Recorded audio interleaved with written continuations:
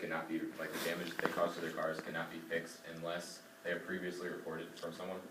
So we talked to a bunch of insurance agents about how often they get reported and what the process is to fix that. So we came up with several solutions. I have some stuff on here. So then, like, the main point that we're trying to make here is, and it's already kind of a thing, people can call and report potholes that are damaged on the road right now. A lot of people don't do that. It's not just a common thing. So we want to kind of spread the awareness, show people the damages that they can cause to people's cars and stuff like that, and, you know, basically promote people to report pothole damages in the road, thus to prevent damages to cars. As well as when damages are caused, we want to be able to speed up that whole process of getting reimbursed for the damages. So then one of the solutions then is to have the police come and report the damage to the vehicle, thus certifying that it was caused by the pothole and not by just driver mishap. And here's just a couple more to show the actual, like how bad it can actually get. Most of these damages cost between $300 and $700. That one would be a lot more than that. So it's a big deal if someone's not going to be reimbursed for that, because a lot of people don't have a lot of money just laying around to go and fix their car. And that's a big part of how people get to work and how they make money, and it can really affect people's lives. So this is a big issue that needs to be fixed. One of the things that some of the cars are starting to have now that could work in the future, but it's not very popular right now, the cars have an automatic reaction. It actually is 1/10 of the second that you blink your eye, and that it reacts in the car and helps it to where it doesn't actually cause damage to the vehicle. But that is not a popular thing in most vehicles today, so that won't be around for a while. Suspension and other things in your car, it can cause, your tires are going to be the main thing that it affects, but most of it's going to be throughout the entire car. I mean, there's going to be a lot of things that can happen, not just, simple fixes. So, I mean, you can really have some serious problems if you don't get reimbursed. So basically, like, if you were to go hit a pothole right now, and it would cause damage to your vehicle, you would basically contact the city clerk and file a claim with them, and then go and get your repair done, obviously, and then send them the bill for that, and you may or may not get reimbursed. It's not 100% guaranteed you're going to get reimbursed. They don't have necessarily guaranteed that the pothole actually caused the damage to the vehicle, nor do they have a guarantee that that was a pothole at that location. So basically, by having, like, police report it, for example, it's certifying that it was caused by that pothole. Thus, you're not going to doubt, like, that it was just caused by driver mishap again. Say you swerve off and hit a curb and it damages your tire or rim, and you try getting reimbursed for that. That's obviously your own fault versus, like, the damage to the road. So basically, we kind of want to just kind of get a better reimbursement process established for that, and it's not going to add a lot of funding, like, needed for that, because it's pretty much simple to do. Just have the police that are already out there go and report it. So the only thing really needs to be established in some kind of certification form type thing for the police to fill out, then certifying the damage to the vehicle. And another solution that we have, basically just promoting the all-around awareness that if it's not previously reported that they're not going to be reimbursed. Some solutions that we have to this is to set up signs if someone sees a pothole, there needs to be a hotline that they can call, and if that's set up, they can call that pothole before they even hit it. That way it's already reported and taken care of, so that way there's a guarantee that no one's going to be out of that money. That can be happening, and also, like Nick said, the police officers, if they take care of it, then that'll also work. Really, we just we found a thing in Washington D.C. discussing the actual filing of the claims, because most people have no idea about what to do or anything. So that's our main solution, is making sure that people know. And I think that a hotline set up, some sort of way to contact and tell that there's an actual pothole there, will fix the problem completely. And again, that's something that can be done, with little funding. You don't need a lot of funding, to run the hotline. One person at the end of the phone, basically to take the calls and, establish where the pothole is reported, and then to add it to a list that then would get checked out. So then the city basically has a list of potholes and damages in the road that need to be fixed. That way they're addressed sooner versus later. That way we even prevent the damages to the vehicles to begin with.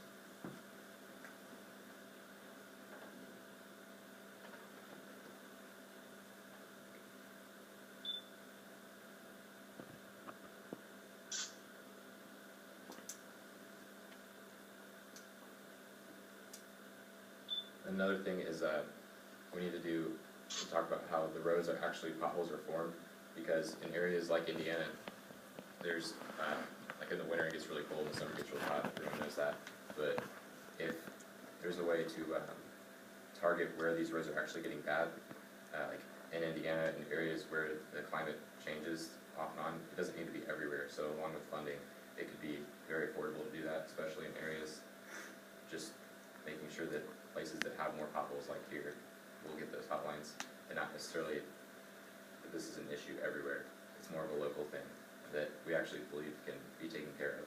And then with, again, that, like, so the Audubon, for example, obviously a well-built road, they built that with the standard of 30 years lifespan on the road, meaning that how like deep the asphalt is and stuff like that, that it would last for 30 years without forming potholes and stuff like that. And the potholes basically form with moisture going down into the asphalt and then cracking due to the weight on top of it.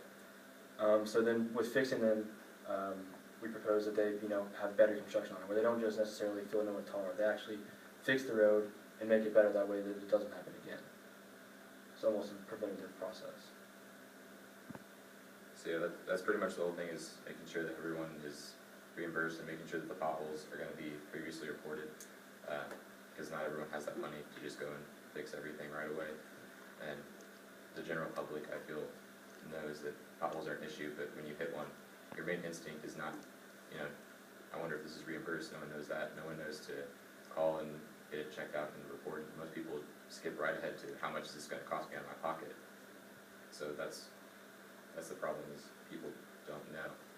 So we need to make sure that everyone is more knowledgeable and more informed on the issue. How do you intend on doing that? Spreading awareness, so like with the hotline, if obviously the hotline's created, internet sources, just basic advertising type things, you see a lot of the advertisement for like the bullying hotlines, for example. You see that a lot of that stuff where it's like, report cyberbullying here. Same kind of concept, just have the number basically posted around, saying, damage has happened, contact this. And then forms from like the DMV, so if you go get your like license renewed or your registration renewed or whatever, you'd be able to get that information there. They hand out a little pamphlet saying, damages in the road that you see or something like that, that this is the number to call and report that. Are you looking at a local instance on this? Yeah. Just Noblesville? No, not just Noblesville, areas that have the climate variation between winter and summer, because that's pretty much the main factor within how much potholes are going to be created in the area. Noblesville is a great example of that, being that, we have the harsh winters, then all the salt, and then all the heavy semis, stuff like that, driving down, pushing the moisture into the asphalt again. So Noblesville is a good example of it, but basically set an example with that for other areas that have the similar climate and then problems with the road to base their system off of as well. So what you're suggesting is something like the Indianapolis Mayor's Hotline for reporting potholes?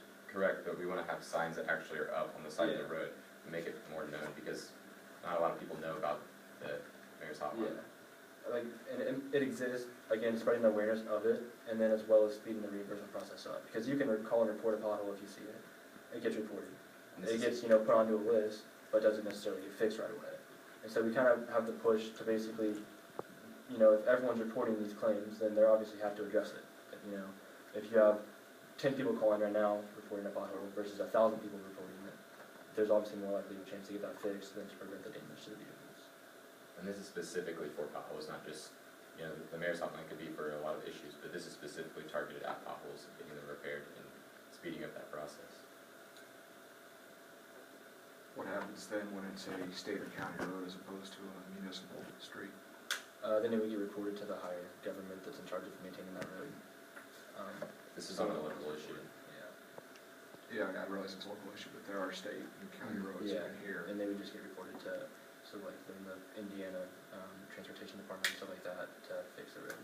So it's kind of just a reporting process where there's steps, if it's a city road, then it gets addressed to the city, county road gets addressed with the county, and so on with the state.